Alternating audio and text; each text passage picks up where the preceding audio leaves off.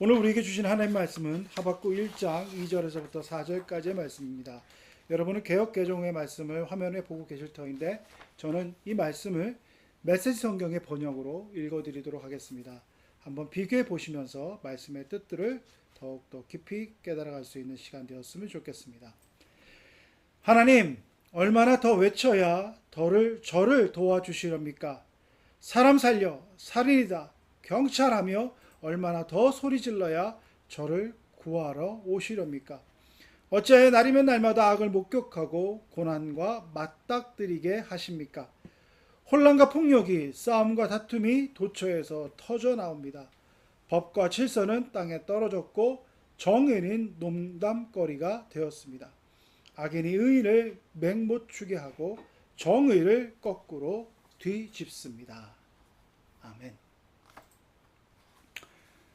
여러분 각자가 여러 가지 생각들을 하고 계시고 또 나름대로 뭔가 철학적인 어떤 고민과 그런 의문을 가지고 계실 때 책을 읽거나 아니면 어떤 다양한 매체나 또 어떤 계기를 통하여서 내 마음을 이렇게 참 잘 대변하고 있는 문장을 만나거나 그런 표현들을 만나게 되면 참 반갑기도 하고 뭔가 이렇게 생각이 정리되어지는 그런 경험들을 해 보셨을 것입니다. 그래서 한편으로는 내가 생각하는 것이 이렇게 어떤 철학자의 한 단어로 이렇게 문장으로 정의되어지거나 또 다른 다양한 것들을 통해서 표현되어질 때 내 생각이 더욱더 명확해지고 내 어떤 그런 어떤 사상적인 지평과 또 뜻들이 다른 사람과 함께 공유되어져 있구나.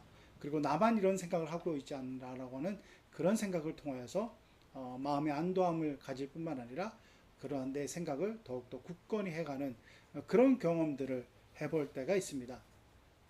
최근에 저 또한 마찬가지로 그런 경험을 해서 그 경험들을 함께 나누고자 하는 마음으로 오늘 말씀을 준비했습니다. 세상을 살아가는 데 있어서 많은 사람들이 의문을 가지고 여러 가지 불의 앞에서 여러 가지 죄악들 앞에서 왜 하나님이 살아계시면 이러한 것들을 해결치 않으신가라고 하는 그런 의문과 또 마음의 분노까지 표현하는 경우들이 종종 보게 됩니다. 그런 가운데서 그러한 분노와 그런 어떤 정의감에 휩싸이고 또 그러한 상황들을 도저히 못 견뎌서 나는 하나님을 믿지 않겠다. 어떻게 보면 무신론적 선언을 하고 이런 하나님이면 나도 믿지 않겠다라고 하는 선언을 하고 살아가는 그런 무신론적 사고를 가지고 있는 사람들이 있습니다. 이런 사람들을 가리켜 도덕적 무신론자라고 표현들을 씁니다. 왜냐하면 그들의 마음 가운데 그들의 생각 가운데 하나님이 살아계시다면 이러한 지역은 도저히 있을 수 없다. 널리 알려진 것처럼 하나님이 살아계시다면 아우슈비츠에서 그 많은 사람들이 그렇게 허무하게 죽을 수밖에 없는 운명으로 내버려 두시지 않으실 것이다. 그런 거대한 역사를 보기 이전에 내 주변의 삶 속에서도 하나님이 살아계시다면 어떻게 저 아이가, 어떻게 저렇게 착한 사람이, 어떻게 저렇게 좋은 분이 저런 고난과 어려움을 당할 수 있을까? 저런 모욕을 당할 수 있을까? 이런 울분과 정의감에 불타서 저런 하나님이라면, 만약에 하나님이 계시다면 그런 하나님이라면 나는 믿지 않겠다고 선언하는 사람들을 종종 볼 수 있다고 하는 것입니다. 도스토옙스키의 까라모초프의 형제들이라고 하는 책에 그런 표현들이 있습니다. 이반이 자기 동생인 알리샤를 향하여서 이렇게 얘기합니다. 나는 내가 무신론자가 아니다. 내가 하나님을 믿지 않는 것이 아니라 하나님이 만들어 놓은 이런 부조리한 세상을 믿지 않을 뿐이다. 그래서 용납할 수 없는 것일 뿐이다 라고 이런 표현을 하고 있습니다. 하나님이 살아계시다면 어떻게 저 아이가, 저 순진무구한 저 아이가 저런 고통 속에 죽어갈 수밖에 없느냐. 도스토옙스키 당시에 그런 상황들 속에서 당하고 있었던 많은 어린아이에 대한 착취와 억압과 또 말할 수 없는 그런 사회적인 핍박들, 그것을 바라보며 분노하는 그 마음의 대변, 그건 단순히 도스토옙스키만의 그런 생각이 아니었을 것입니다. 정의감과 또 자비의 마음들, 하나님이 기뻐하시는 그 마음을 가지는 모든 사람이라면 반드시 그러한 마음을 가질 수밖에 없는 그 상황들을 본다면 그런 질문을 할 수밖에 없습니다. 오늘날을 바라보자면 팔레스타인에서 당하고 있는 그 팔레스타인 난민들, 팔레스타인 주민들의 그 고통을 한번 생각해 보십시오. 저는 이스라엘 갈 때마다 그 팔레스타인 그 국경지대에서 그 어떤 말할 수 없는 사모함을 느꼈던 경험들이 있습니다. 그들의 성벽을 쌓아서 그 철장 너머로 그렇게 분리시키고 그들에게 온갖 폭력과 말할 수 없는 억압을 가하는 그 상황들, 그것들을 가르쳐서 우리가 얘기하는 인권과 자유와 정의의 모습들을 받아본다면 어떻게 가만히 있었고 분노하지 않을 수 있겠습니까? 특별히 이스라엘이 미국의 그런 정치적인 능력을 덧입고 지금까지도 그 온갖 폭압과 만행을 저질렀음에도 불구하고 세상은 그것을 외면하는 그러한 풀이를 바라봅니다. 지금 이제 이스라엘과 미국의 사이가 뭔가 균열이 생기는 가운데서 드러나고 있는 모습 속에 약간 드러나는 모습이 우리의 충격에 빠뜨리고 우리에게 공분을 일으키는 모습들이 나타나긴 하지만 그 이전에 팔레스타인 난민들을 대상으로 했던 그 선교를 했던 제 친구의 얘기를 들어보면 팔레스타인에게 가해지는 폭력과 그런 착취와 그런 불의한 모든 행태는 일상이었다고 하는 것입니다. 그것이 지금 조그맣게 드러나고 그것이 매스컴을 타서 세상 사람이 알아서 지금 분노하는 지경인데 그 모든 것들이 어떤 거대한 외면 속에서 거대한 권력의 그런 뒷배를 가지고 있는 그 이스라엘의 무지막지한 그런 작용 속에서 팔레스타인의 숨지기였다는 그 모습을 보고 분노하지 않는다고 한다면 우리의 정의와 우리의 공의에 대한 개념, 그것은 무엇인가라는 것을 묻을 수밖에 없습니다. 이런 고민과 이런 물음을 가지고 있는 사람들의 정직한 분노, 그것을 너무나도 쉽게 우리는 믿음 없습니다 그러고 무신론이다 그러고 불신이라고 이렇게 치부해버리면서 외면할 수 있는 그런 상황일까요? 저는 결코 그럴 수 없다고 봅니다. 최근에 스크루테이프에 대해서 편지에 대해서도 얘기했듯이 뭔가 사탄은 우리 안에 있는 것들을 외면하고 우리 안에 있는 것들을 무관심하게 하고 우리 안의 것들을 방망케 하는 그런 방법으로 우리를 점점 하나님과 멀리 하게끔 하는 그런 계략에 빠지지 않나라는 두려움을 가지게 됩니다. C.S. 루이스는 이러한 상황을 바라보면서 이렇게 얘기했습니다. 무신론에 대해서 얘기하고 이런 정직한 분노에 대해서 얘기하는 그들에게, 그들이 만약 무신론자라 우리가 규정짓지만 그들이 가지고 있는 정직한 분노, 그들이 가지고 있는 그런 연민, 사랑에 대한 마음을 표현이 있다고 한다면 하나님에 대한 그런 정직한 하나님께로 향하는 그 신심, 그 순수함에 대한 그 마음이 안일하게 적당한 교리나 적당한 신학적인 체계로 그러한 불의한 세상에 대해서 외면하고 신학적인 교리로 뭔가 우리들 안에서의 그러한 나눔만으로 하나님의 사랑과 하나님의 뜻이 온전히 이루어졌다고 하는, 그래서 그 안에 믿음의 모습으로 그것을 극복했다라고 하는 그런 주장들이 얼마나 안일한 믿음이고 그것이 오히려 하나님의 뜻과는 멀어진다고 하는 그런 얘기들을 읽어보았을 때 저는 다시 한번 신앙에 대해서 물을 수밖에 없었습니다. 그리고 오늘날 우리에게 주어지는 한국교회 현실들을 바라볼 수밖에 없었습니다. 하나님 안에서 주어지는 그런 모든 은혜 가운데 기쁘게 살아가고 복을 받아 누리는 삶 속에서 살아가는 것 너무나도 귀한 것이죠. 너무나도 아름다운 것이죠. 그 누구나가 행복을 얘기하고 그 누구나가 하나님께서 은혜를 받으며 살아가기를 바라는 것 부정할 수 없을 것입니다. 저 또한 마찬가지입니다. 그런데 하나님께서 말씀하시는 것이 그것만이냐는 것입니다. 과연 하나님께서 말씀하시는 것이 하나님의 뜻 안에서 믿음을 가지고 있다고 하는 자들이 그 믿음으로 모든 것들을 스스로 해석해내고 스스로 그것으로 변명해내고 그것이 믿음이 있으면 모든 것이 허용된다는 듯이, 그리고 그러한 어떤 불이나 억압이나 부정의함과 모순과 폭력과 모든 하나님의 뜻과는 어긋나는 것을 적당한 논리로, 적당한 신학적인 얘기로 해석해내고 우리들은 믿음이 좋은 양, 우리들이 개발한 그런 논리에 안주해 있다고 하는 것이 과연 하나님의 뜻인가 하는 것을 묻고자 하는 것입니다. 정직한 분노를 가진 자들에게 있어서 그렇게 쉽게 당신은 하나님을 믿지 않는 무신론자들입니다. 하나님의 뜻은 그것이 아닙니다라고 너무나도 쉽게 대변해버리고 그 안에서 안일한 믿음 속에 안주하는 우리의 모습을 우리뿐만이 아니라 오늘 함께 읽었던 하박국 선지자도 가지고 있었다고 하는 것입니다.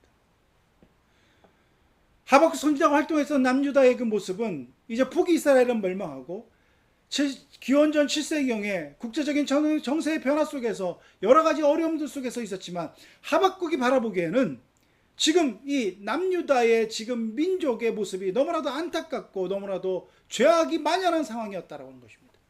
근데 하박국은 그러한 분노와 그러한 어떤 마음 아픔을 가지고 하나님 앞에 부르짖었을 때 하나님께서 하박국에 주신 말씀은 이제 새로운 민족을 세워서 그 이스라엘 민족을 벌하고 다시 한번 하나님께 돌아오는 것을 할 것이다라고 하는 것을 들었을 때 하박국은 그것을 용납할 수 없었습니다.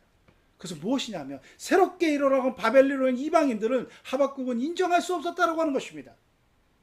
어떻게 저 이방인들이 내가 이스라엘 민족을 바라보고 하나님을 떠난 그들의 행태를 보면서 분노하며 그들의 것을 보며 그 죄악에 관연한 것을 바라보며 안타까워하는 모습인데 그렇다 할지라도 어떻게 우리가 인정할 수 없는 이방인들의 손을 통하여서 우리를 심판할 수 있습니까?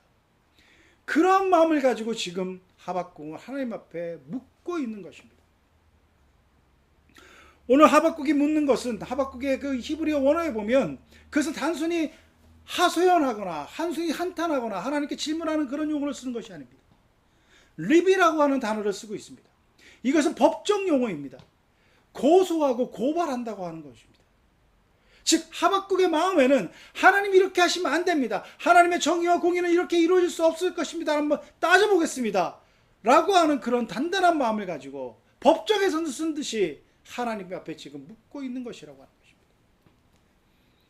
이 말은 하박국이 단순히 어떤 정서적인 것, 어떤 인간적인 마음에서 그렇게 울분해서 찬 것이 아니라 하박국의 신학과 하박국의 정체성 모두를 걸고 하나님 앞에 지금 질문하고 있다고 하는 것입니다. 왜냐하면 하박국은 그 불의를 도저히 참을 수 없었다고 하는 것입니다. 메시지 성경은 이것을 오늘날 현대어로 번역했을 때 경찰이 와서 하나님 앞에 살인이 있고 하나님 앞에 이런 일이 있습니다라고 하는 것을 정말로 112에 신고하며 하나님 앞에 보고하고 이렇게 긴박한 상황이라고 하는 걸 내가 누누이 외치지 않았습니까? 그런데 왜 하나님은 봐주시지 않습니까? 그것은 단순히 감정적인 서운함이 아니었다고 하는 것입니다. 하박국에 있어서는 그의 전 존재가 흔들리는 정체성의 혼란이라고 하는 것입니다. 그런데 그 문제를 해결하기 위해서 이방인을 쓰신다? 그것은 하박국에서는 더 이상 더 받아들일 수 없는 문제였다고 하는 것입니다. 하박국 3장으로 된 짧은 소설진서입니다. 소설진서라 그래가지고 다른 대예언서나 이런 것에 비교해서 그 의미가 작다라든지 그들의 어떤 위치나 비중이 작다라고 그런 의미에서가 아니라고 하는 것입니다. 여기서 말하는 지금 하박국이 얘기하는 것은 하박국 3장밖에 안 되기 때문에 한번 여러분 읽어보십시오. 한 30분이면 충분히 읽을 수 있습니다. 하박국이 얘기하는 것은 질문하고 대답하는 그 하나님과의 관계 속에서 그가 가지고 있는 그 모든 것들을 하박국은 그 과정을 얘기하고 있는 과정들이 보면 역사의 주관자는 하나님이시라는 것입니다. 역사의 주권은 하나님의 손에 있다고 하는 것입니다. 그리고 역사는 하나님의 계획하에 있다라고 하는 것입니다. 그리고 역사는 하나님의 계획 속에서 하나님의 시간표대로 흘러가기 때문에 우리의 마음과 뜻대로 이루어질 수 있다고 하는 것이 아닙니다. 그것을 지금 하박국은 얘기하고 있습니다. 하박국이 마지막에 가서 이렇게 하나님 앞에 부르짖습니다. 우리가 늘 많이 알고 있는 무화과 나무 잎이 마르고 이런 찬양. 하박국 3장 17절에서 나오는 이 고백. 모든 것이 안 되고 모든 것이 어려워지고 모든 것이 내 뜻대로 되지 아니하더라도 하나님 앞에서 찬양하며 하나님을 높이겠다고 하는 하박국의 고백은 인간의 뜻과 인간의 생각대로 되어지는 세상이 아니라 하나님의 계획과 하나님의 뜻대로 이루어지는 그 역사, 그것이 우리가 기대해야 될 하나님의 섭리이며 하나님의 뜻이라고 하는 것입니다. 하박국은 이렇게 고백합니다. 주 여호와는 나의 힘이시라. 나의 발은 사슴과 같게 하게 하사 나를 나의 높은 곳으로 다니게 하시리로다. 이 말은 하박국의 모든 형편이 잘 해결되어서 잘 뜻대로 자기 원대로 되어서가 아니라 하나님의 주권을 믿고 하나님의 계획대로 역사와 계획이 흘러가는 것, 그것에 대한 확신 속에서 그는 주어진 환경 속에서 그 환경이 변화되어서가 아니라 하나님을 바라보며 그렇게 사슴이 뛰놀듯이 찬양하겠다고 하는 고백을 하고 있다는 것입니다. 저와 여러분의 믿음의 고백은 무엇입니까? 많은 인생을 살아가면서 우리에게 주어진 여건들은 보여지는 여건 속에서 우리가 해석해내기를 원합니다. 저 일이 왜 일어났을까? 저것이 왜 이렇게 나에게 주어지는 고난을 왔을까? 나름대로 해석해냅니다. 그 해석해내는 어떤 큰 틀에 대한 것들을 욥기는 이렇게 얘기하고 있습니다. 인과응보라고 얘기합니다. 욥의 세 친구가 말하는 것은 이것입니다. 엘리바스와 빌닷과 소발이라고 하는 세 친구가 말하는 그 궁극적인 것은 무엇입니까? 네가 잘못했다는 것입니다. 욥이 네가 아무리 정의롭게 아무리 올바르게 살았다고 이렇게 강변하지만 네가 하나님 앞에서 감히 그렇게 얘기할 수 있느냐? 분명히 감추는 죄가 있을 것이다. 죄가 있기 때문에 하나님께서 너에게 벌을 주시는 것이다. 회개해라. 이런 논리와 인과응보적 사고는 너무나도 우리에게 만연되어 있습니다. 너무나도 쉽게 받아들일 수밖에 없는 상황입니다. 그런데 하나님은 그 고난과 불의 앞에서 내가 이해할 수 없는 역사 앞에서 그 엘리바스와 빌닷과 소발이라고 하는 그 세 친구가 얘기했던 그 이론적 근거, 인과응보가 잘못되었다고 분명히 얘기합니다. 욥기 42장 7절의 말씀에 하나님은 너희의 말이 옳지 않다라고 이렇게 분명히 선포하십니다. 고난과 환난과 어려움과 이해할 수 없는 그런 모든 어떤 모순적 상황들이 우리가 이해해내려고 하고 해석해내려고 하는 그 모든 이론적 체계들이 하나님이 보시기에는 이해할 수 없는 그 여지를 인정하는 것, 그것이 더 솔직한 하나님의 뜻이라고 하는 것입니다. 하나님, 저 이해할 수 없습니다. 해석해낼 수 없습니다. 그런데 하나님께서 하신 일이기 때문에 그것을 받아들일 수가 있겠습니다.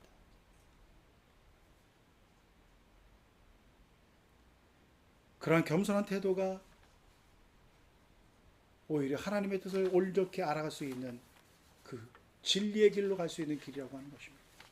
너무나 쉽게 아니란 믿음으로 쉽게 해석해내고 쉽게 거기에 대해서 답을 해는 것, 뭐 문제가 생기면 하나님의 뜻일 것입니다. 하나님이 당신을 더 사랑하실 때 이런 어려움을 주셨을 것입니다. 다 기도하며 긴내하면 하나님의 뜻이 이루어지실 것입니다. 너무나 쉽게 얘기하는 그들의 말이 얼마나 영적인 폭력이 되며 그 고난과 어려움 속에 있는 이들에게 또 다른 무거운 짐이 된다고 하는 것을 아마 고통을 겪어보고 그 고통 속에서 몸부림쳤던 분들이라고 한다면 저희 이 말에 동의하실 것입니다.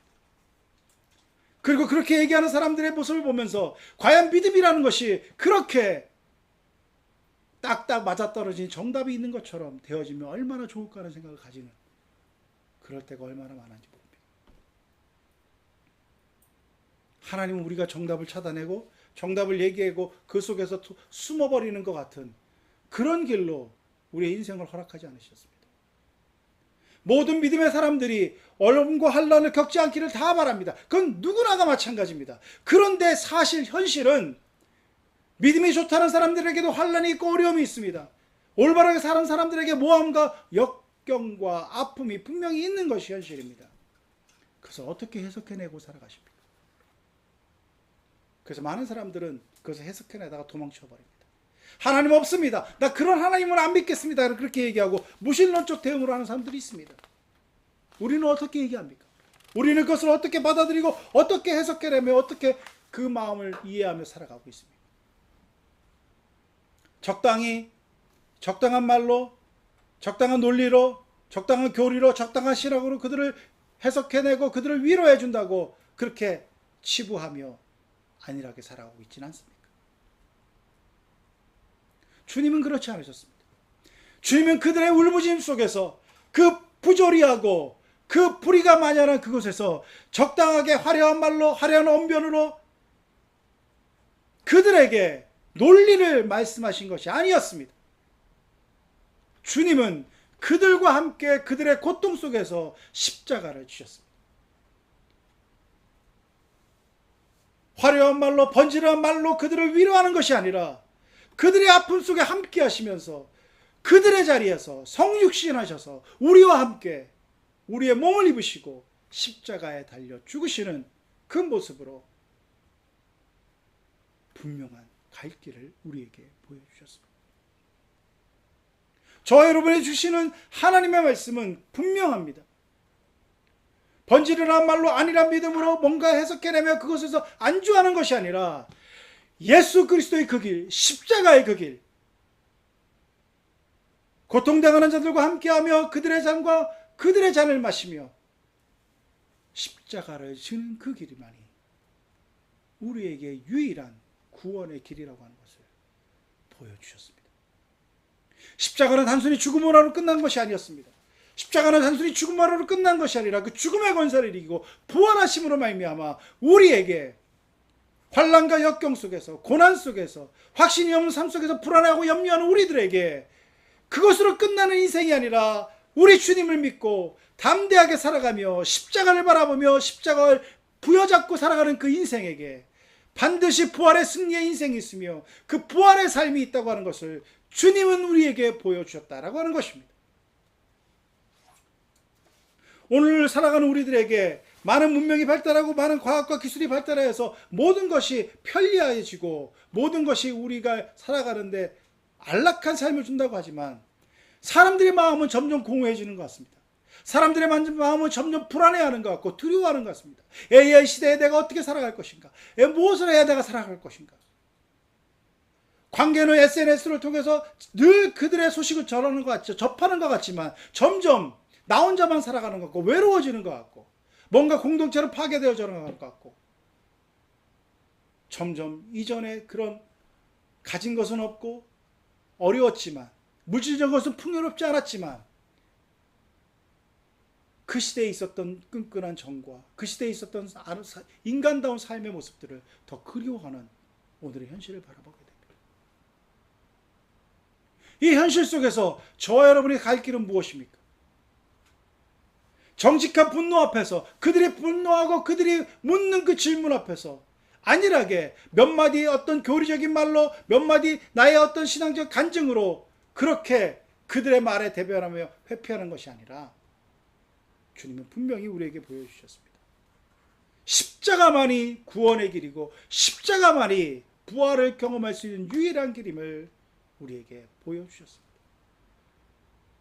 그 고통의 자리로 걸어 들어가는 것, 고통의 자리와 함께하는 것, 그 죽음의 자리에 함께 있을 때 거기에 부활의 소망이 우리에게 영광스럽게 다가온다고 하는 것, 그래서 주님은 우리에게 보여주셨습니다. 이 불확실성의 시대, 정말 한치 앞을 내다볼 수 없는 그런 그 불확실성의 시대에 우리가 따라야 될 진리, 우리가 반드시 가야 될 그 길, 확실한 명백한 그 진리의 길을 주님은 십자가에 보여주셨습니다. 십자가가 유일한 해답이에요. 십자가만이 우리에게 부활의 감격을 허락해 줄 수 있는 그 방법임을 잊지 말고 하루하루의 삶 속에서 안일한 믿음 속에서 어찌 보면 점점 그 믿음이 식어가는 모습이 아니라 아픔의 자리, 고통의 자리 속에서 십자가를 붙잡고 주님이 주시는 그 십자가와 함께 승리의 삶, 부활의 영광을 맛볼 수 있는 저와 여러분 될 수 있기를 간절히 바랍니다. 함께 기도드리겠습니다. 하나님, 참으로 혼란스럽고 염려가 많고 불안한 삶을 살아갈 수밖에 없는 오늘입니다. 그러나 그 혼란과 불안과 염려와 두려움 속에서 우리는 담대히 십자가를 바라보며 십자가를 붙잡고 주님과 함께하는 인생의 고백을 가지고 그들에게, 두려움에 떨고 있는 그들에게 이것이 답이다, 이것이 진리이다, 이것만이 살 길이라고 하는 것을 증거해 보일 수 있는 우리 모두가 될 수 있도록 주여 우리와 함께하여 주옵소서. 예수 그리스도의 이름으로 기도드리옵나이다. 아멘.